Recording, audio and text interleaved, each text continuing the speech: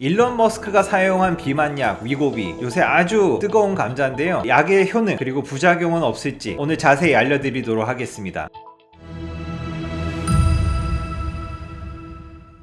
안녕하세요. 탈모에 관한 모든 정보를 공유하는 탈모 인사이드 닥터 클라우드입니다. 생각보다 많은 분들이 비만약을 사용했을 때 탈모는 오지 않을까 걱정하십니다. 그래서 오늘은 특별히 비만 관련 치료제지만 위고비의 성분 그리고 위고비의 부작용 그리고 정말로 과연 탈모를 유발할 수 있는지에 대해서 알아보도록 하겠습니다.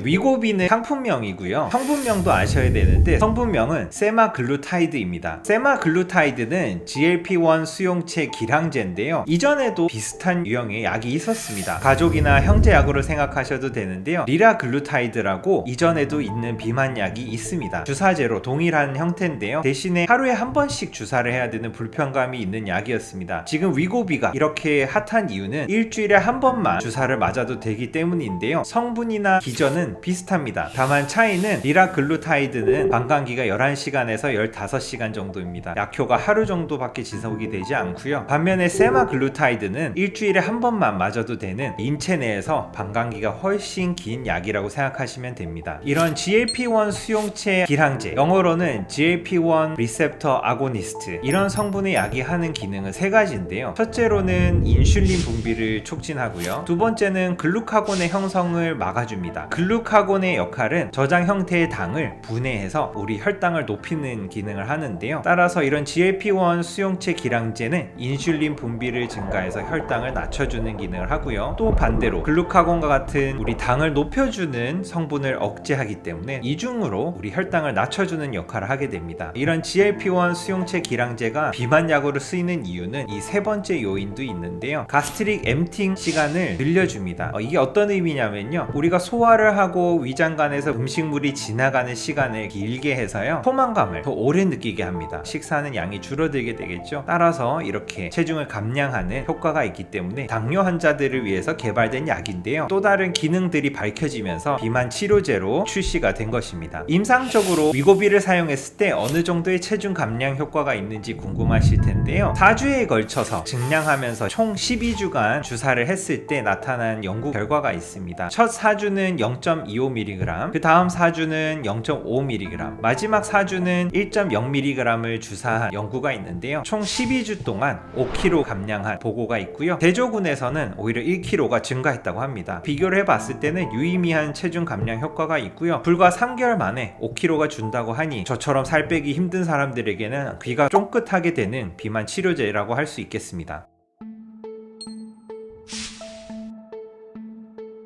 위고비라는 꿈의 신약, 꿈의 비만 치료제 이렇게 불리고 있는데요. 아무리 좋은 약이어도 부작용이 없을 수는 없습니다. 부작용도 꼭 알고 계셔야 되는데요. 부작용에 관해서 하나하나 알려드리도록 하겠습니다. 첫 번째로는 저혈당이 있는데요. 아까 말씀드렸던 역할 두 가지 기억나시죠? 인슐린 분비를 증가시키고 글루카곤의 생성을 감소시킴으로 인해서 이중으로 혈당을 줄여주게 됩니다. 이런 효과 때문에 저혈당에 빠지는 것은 아닐까 걱정하신 분들이 있으실 텐데요. 연구된 보고에 따르면 저혈당에 빠지게 하는 위험은 크지 않았고요. 하이포글라이세미아, 저혈당 증상에 빠지는 분들은 당뇨약으로 다른 약을 드시거나 인슐린을 동시에 쓰시는 분들이 저혈당의 위험도가 올라갔고요. 위고비, 세마글루타이드를 사용하신 분들에게 이런 저혈당 증상이 나타나는 위험도는 높지 않다고 되어 있습니다. 두 번째 부작용으로는 가장 흔한 부작용이라 할 수 있겠는데요. 부역, 구토, 설사, 이런 부작용들이 나타납니다. 리라글루타이드를 제가 과거에 사용한 적이 있는데 오심과 구역, 뭔가 메스꺼운 느낌이 지속돼서 주사를 중단한 적이 있습니다. 동일하게 위고비를 사용하실 때도 가장 흔히 나타날 수 있는 부작용으로 구역, 구토, 설사가 있는데요. 약을 안 사용하신 분들에 대비해서 구역과 구토, 설사 증상이 대략적으로 각각 12% 정도 증가한다고 생각하시면 되고요. 약을 사용한 분들에 대비해서는 유의미하게 증가한 수치입니다. 세 번째 부작용으로는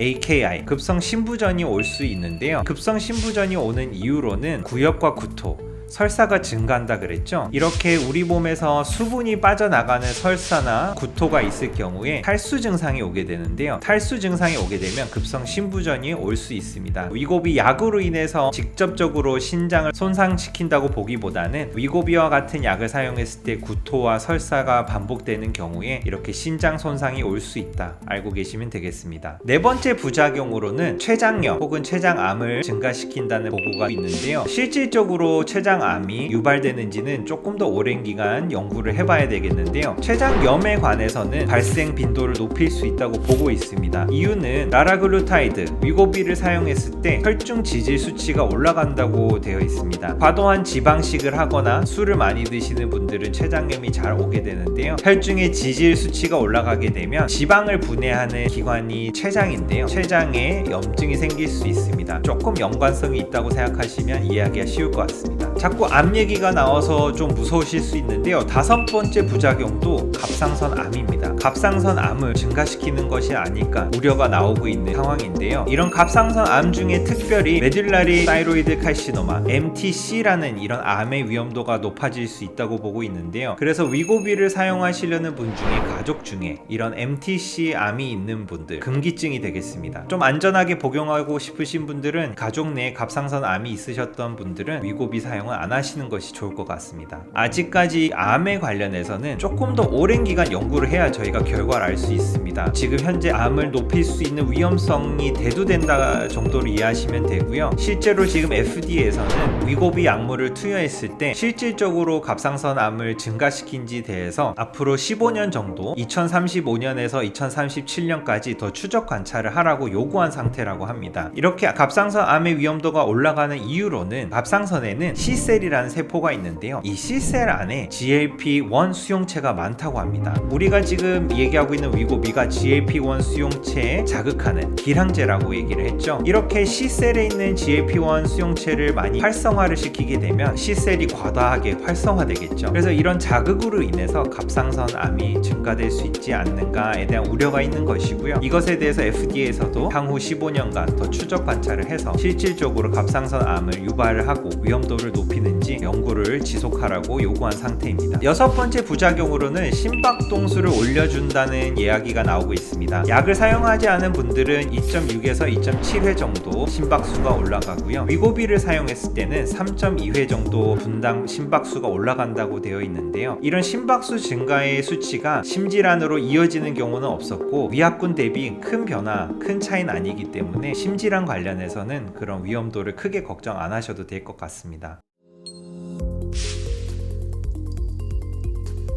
위고비, 세마글루타이드라는 약을 썼을 때는 포만감이 생기고 부작용이라 할 수 있는 구역감이 생기기 때문에 어떤 면에서는 식욕이 떨어지는 효과도 있습니다. 실제로 저도 그랬고요. 그래서 이런 GLP-1 수용체를 기량하는 이런 약을 사용했을 때는 일시적인 체중 감소 효과는 있지만 약을 끊었을 때는 다시 식욕도 돌아오면서 이전보다 더 과다하게 식욕이 올라와서 살이 찌는 경우도 있어요. 그렇기 때문에 이 약은 단순한 다이어트 약으로 접근하기보다는 BMI가 높아서 건강상의 이유로 체중을 급격히 줄여야 되는 분들이 체중을 줄여주는 보조제로 사용해야지 단순히 다이어트를 위해서 쉽게 접근하는 약으로 생각하시면 안 될 것 같습니다.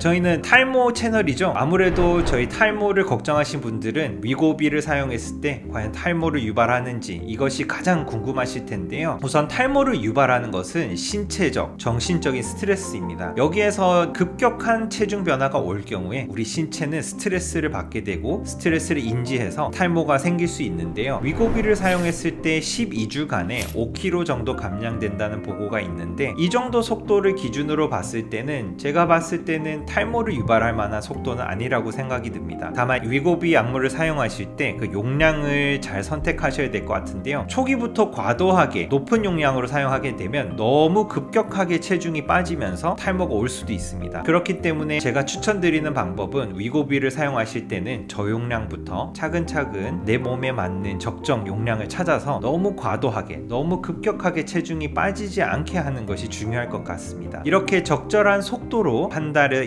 1kg 내외의 체중 감량을 할 수 있는 속도로 진행을 하신다면 위고비로 인해서 특별히 더 심각한 탈모가 오지는 않을 것 같습니다. 또 위고비를 사용하면서 탈모가 올 수 있는 좀 조심스러운 부분은 아까 말씀드린 급성 신손상입니다. 이 위고비 약에서 가장 흔한 부작용은 구역, 구토, 설사입니다. 이렇게 설사와 구토가 심해지는 경우에는 신장 손상이 올 수 있기 때문에 장기를 침범하는 문제가 생겼을 때는 우리 신체에 극심한 스트레스가 오게 되고 휴지기 탈모, 우리가 걱정하는 탈모가 심하게 올 수 있기 때문에 위고비를 사용하실 때 너무 설사가 작거나 구토와 구역감이 심한 경우에는 약물을 중단하시고 우리 몸이 회복되는 시간을 줘야 될 것 같습니다. 맘모스. 꿈의 비만 치료제 위고비 뉴스 기사에도 나오고 유튜브나 여러 매체에서 접하고 계신데요. 아무리 꿈의 신약이라고 하더라도 언제나 부작용의 위험성은 있습니다. 아직은 초기 발매된 약이고 10년, 15년, 20년 사용했을 때 어떤 부작용이 있는지 정확하게 알지 못한 부분이 있습니다. 그래서 위고비를 사용하시는 분들은 잠재된 위험 요소를 늘 염두에 두셔야 되고요. 위고비는 비만 치료제입니다. 날씬하고 체중이 별로 안 나가는데 단순히 다이어트를 위해서 사용하는 약이라기보다는 BMI가 30 이상, BMI가 높은 분들이 건강을 위해서 다른 당뇨병을 치료하는 개념에서 체중을 줄여주는 약이라고 생각하셔야 되고요. 무분별한 사용은 삼가셔서 우리 몸도 지키시고 머리카락도 지키시기를 바라겠습니다.